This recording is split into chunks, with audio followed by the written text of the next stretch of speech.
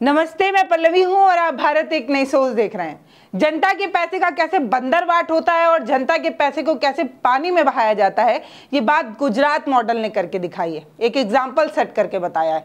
हालांकि गुजरात मॉडल के बारे में हम सभी को इतना अच्छा इतना बेहतर बताया गया था।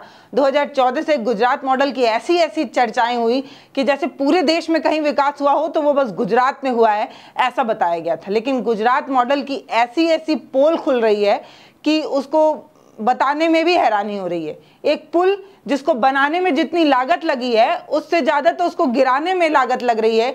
यही वो बात है जिससे लोग खासा नाराज हैं। ये कह रहे हैं कि क्या जनता का पैसा इसलिए आता है कि आप उसे पानी की तरह बहा देंगे? क्या जनता के पैसे की कोई वैल्यू नहीं है? क्या जनता का पैसा सरकार को सिर्फ इसलिए दिया जाता है कि वो सिर्फ अपने जान पहचान के लोगों को लाभ पहुंचाने के लिए किया जाए? आप सभी को पता है कि कोई भी पुल बने या कोई भी इंफ्रास्ट्रक्चर का काम होता है तो कैसे अपने लोगों को टेंडर दिया जाता है और अपने लोगों को ही लाभ पहुंचाया जाता है। फिलहाल गुजरात मॉडल का ये जो किस्सा सामने आया है, इसके बारे में अब सच्चाई भी सामने आने लगी है। पूरी कहानी इत्मीनान से आपको बताएंगे, लेकिन उससे पहले मैं आपको बताना चाहती हूँ, जो बहुत सारे दोस्त मेरे ये कहते हैं कि हम सरकार के विरोध में बोलते हैं, हम विपक्ष से फंडेड हैं और फलाना ढिमका न जाने क्या क्या, उनको मेरा जवाब है। इस वीडियो में मैं सरकार के विरोध में कुछ नहीं बोलूंगी। मैं ये बताऊंगी कि सरकार की नीति जो पैसा बहाने वाली है, जो जनता के पैसे से नई बिल्डिंगें बनाकर उसे गिराने वाली है, इससे जनता को ही फायदा होता है। आप सभी को पता है कि देश में कितनी बेरोजगारी है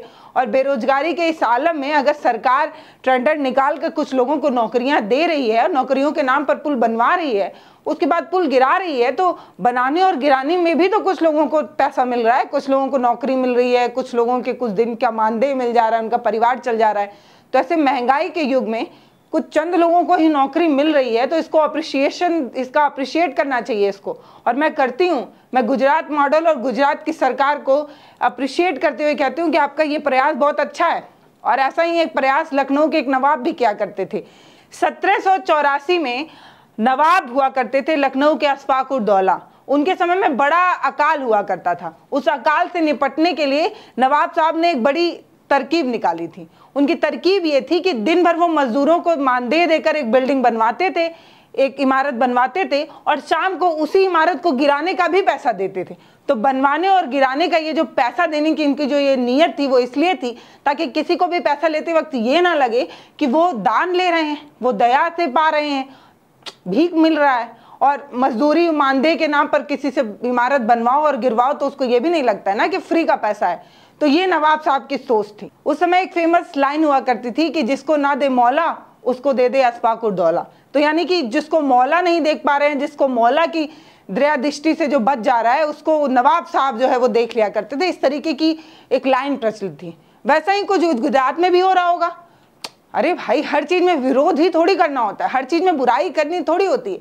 आप सोचिए ना कि कुछ लोगों का घर चल रहा है इस चीज से, कुछ लोगों को पुल बनाने के नाम पर नौकरियां मिल रही हैं, उनका परिवार चल रहा है, और भयंकर बेरोजगारी में, महंगाई में अगर कुछ लोगों को नौकरियां मिल जाए तो हमारा कौन सा विरोध अब हो सकता है? भाई, बहाइए जनता का पैसा। अब ये पूरा किस्सा हम आपको बताना चाहते हैं। तो दरअसल 2017 में 42 करोड़ रुपए से एक पुल तैयार किया जाता है और उस पुल की लाइफ बताई जाती है 100 साल। ये बताया जाता है ये पुल जो है वो बड़ा हाईटेक पुल है। इस पुल का जो एज है वो कम से कम 100 साल तो है ही।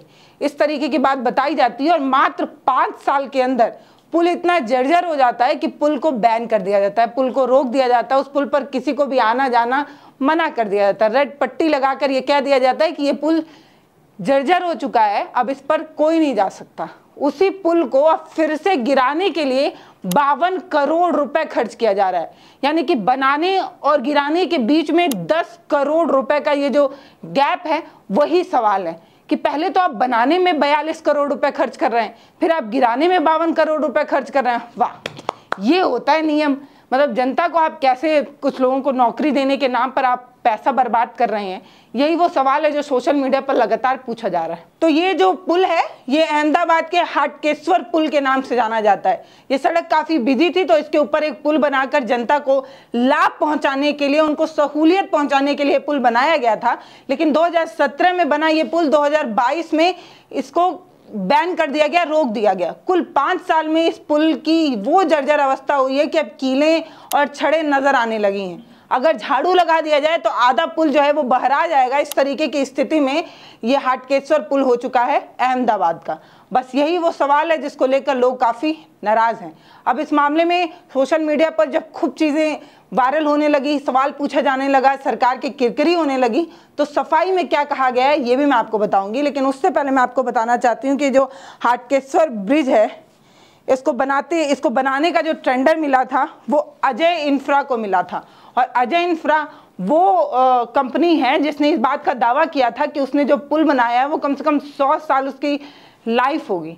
और 5 साल के अंदर इस पुल पर ऐसे ऐसे सवाल खड़े होने लगे कि जब जांच बैठी तो पता चला कि ये कंपनी इतनी खराब है कि इस पर कोई भी गाड़ी का ये लोड सही नहीं सकती। ये तक बताया गया कि इस कंपनी ने इस पुल को बनाने में इतने खराब मटेरियल का इस्तेमाल किया है कि अगर ढंग से 2 लोडर इस पुल पर चला जाए तो पुल भरभरा कर गिर जाएगा। इसीलिए इसको बंद कर दिया गया था 2022 से। और हैरानी आपको जानकर पता है किस बात की होगी कि अहमदाबाद नगर निगम ने 3 बार टेंडर निकाला और कोई कंपनी आ ही नहीं रही थी इस पुल को गिराने के लिए। पता है क्यों? अरे भाई, एक पुल को बनाने में इतना पैसा लगाया है, गिराने में इतना पैसा लगेगा। चौथी बार जब अहमदाबाद नगर निगम ने टेंडर निकाला तब राजस्थान की एक कंपनी आई और उसने जो है वो इस पुल को गिराने की जिम्मेदारी ली। और बताया जा रहा है कि अगले हफ्ते से पुल जो है वो गिराया जाएगा और फिर से बनाया जाएगा। अब इसमें जो सवाल पूछा जा रहा है वो ये पूछा जा रहा है कि 26 सालों से गुजरात की सरकार जो है वो बीजेपी चला रही है। बीजेपी 26 सालों से गुजरात में विकास कर रही है, तो ये कैसा विकास है? और दूसरा सबसे महत्वपूर्ण सवाल ये पूछा जा रहा है कि अहमदाबाद नगर निगम पर भी बीजेपी 19 सालों से विराजमान है, उसके बाद भी इस तरीके का भ्रष्टाचार सामने आए। अजय इंफ्रा जो कंपनी है उस पर तमाम सवाल खड़े होने लगे। जब उसके बनाने वाली तमाम चीज़ों पर सवाल खड़ा होने लगा तब अहमदाबाद नगर निगम ने यह साफ किया कि हमने अजय इंफ्रा का जो है उसको बैन कर दिया है, ब्लैकलिस्ट कर दिया है। और ये जो पूरा 52 करोड़ रुपए है वो हम नहीं लगा रहे हैं, हम अजय इंफ्रा से ले रहे हैं। अजय इंफ्रा को पहले तो ब्लैकलिस्ट किया गया और ये जो कंपनी है उससे पैसा भी वसूला जाएगा इस पुल को गिराने और दोबारा बनाने के लिए। जब इस चीज़ को लेकर गुजरात सरकार पर सवाल पूछा जाने लगा, उन्हें घेरा जाने लगा, तब सफाई में अहमदाबाद नगर निगम भी आया। और गुजरात के जो गृह मंत्री हैं हर्ष सांघवी, उन्होंने भी बताया कि दरअसल सोशल मीडिया पर भ्रामक खबरें फैलाई जा रही हैं, झूठ फैलाया जा रहा है। ये जो पुल है उसको बनाने में 42 करोड़ रुपए लगा था और जो 52 करोड़ रुपए लग रहा है वो ना तो सरकार दे रही है ना हमारी तरफ से लग रहा है, वो हम कंपनी से वसूल रहे हैं। और दूसरी बात ये कि ये जो 52 करोड़ रुपए लग रहा है वो सिर्फ और सिर्फ पुल गिराने का नहीं है। पुल गिराना और फिर से दोबारा पुल बनाना, इन दोनों काम के लिए 52 करोड़ रुपए लग रहा है। तो सोशल मीडिया पर इस भ्रामक खबरों की निंदा करते हुए उन्होंने ये कहा कि सबसे पहले ये झूठ फैलाने का काम कांग्रेस ने किया, कांग्रेस ने ये सारी चीज़ें बताई और इस तरीके का झूठ फैलाया। तो हर्ष सांघवी जी से ये पूछना है कि 2 सालों से ये पुल वैसे भी रुका हुआ था, 2 साल जो जनता ने झेले और बाकी के 3 साल जो फिर से ये पुल बनने में लगेगा, 5 साल में जो यातायात के लिए जो जनता प्रभावित होगी, जिनका रोजमर्रा प्रभावित होगा, जिनके नौकरी और इन सारी चीज़ों में परेशानी पैदा होगी, इसका भी कोई जवाब है क्या हर्ष सांघवी जी के पास? बाकी पैसा कंपनी दे या सरकार दे, लेकिन पृष्ठ तो जनता ही है। नमस्ते, मैं पल्लवी हूँ, आप भारत एक नई सोच देख रहे हैं।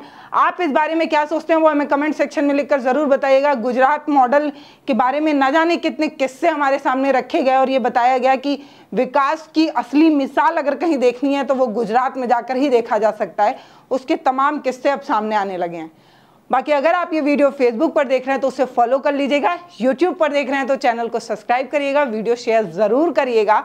बाकी हम प्ले स्टोर के माध्यम से भी आपसे जुड़ना चाहते हैं तो प्ले स्टोर पर हमारा एक ऐप है भारत एक नई सोच के नाम से, उस ऐप को इंस्टॉल ज़रूर करिए। बहुत बहुत धन्यवाद।